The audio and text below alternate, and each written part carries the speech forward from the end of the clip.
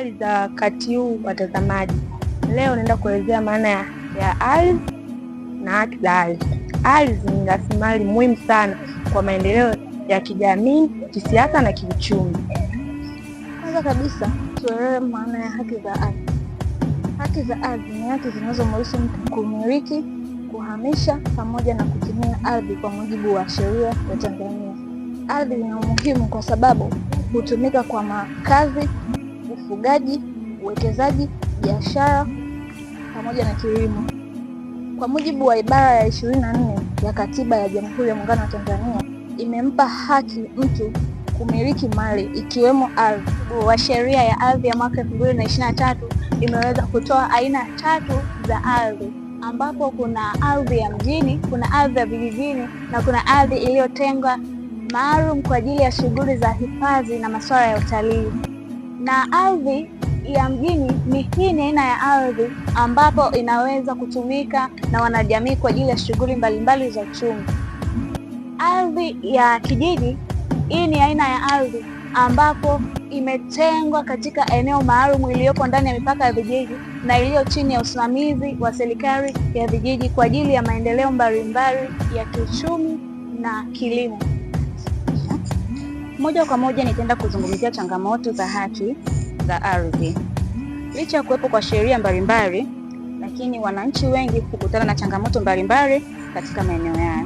Changamoto hizo zikiwepo pamoja na migogoro ya ardhi, ugawaji wa ardhi mara mbili, pia migogoro ya mipaka.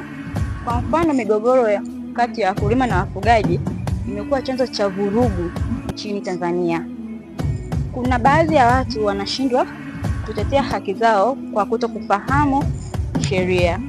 Pia rushwa katika sekta ya ardhi imekuwa kikwazo kikubwa katika upatikanaji wa haki. Wanawake na haki za ardhi. Wanawake pia hukumbana na changamoto nyingi katika umiliki wa ardhi.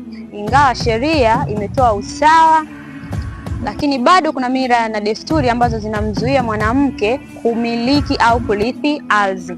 Ibara ya 13 ya Katiba ya Jamhuri ya Muungano wa Tanzania imetoa usawa, lakini baadhi ya mila na desturi bado haziwapi wanawake haki ya kumiliki ardhi. Wanawake ni watu wanaochangia sana katika maendeleo ya familia, kilimo, lakini pia maendeleo ya nchi kwa ujumla. Hivyo basi, serikali na wadau mbalimbali wana wajibu wa kutoa elimu juu ya masuala mazima ya umiliki wa ardhi. Ili kuboresha ulinzi wa haki za ardhi nchini Tanzania, mambo yafuatayo yanapaswa kufanyika, kama vile kulinda haki za wanawake na makundi maalum juu za haki ya binadamu, vile kuhakikisha utatuzi wa migogoro za ardhi inafanyika kwa uwepesi zaidi. Vile serikali inapaswa kutoa elimu juu ya haki za ardhi. Pamoja na hayo, wananchi wanafuata taratibu sahihi endapo wanataka kununua na kumiliki ardhi. Tuangalie nafasi ya serikali na mahakama katika ulinzi wa ardhi. Serikali na mahakama ina nafasi kubwa katika ulinzi wa haki za ardhi.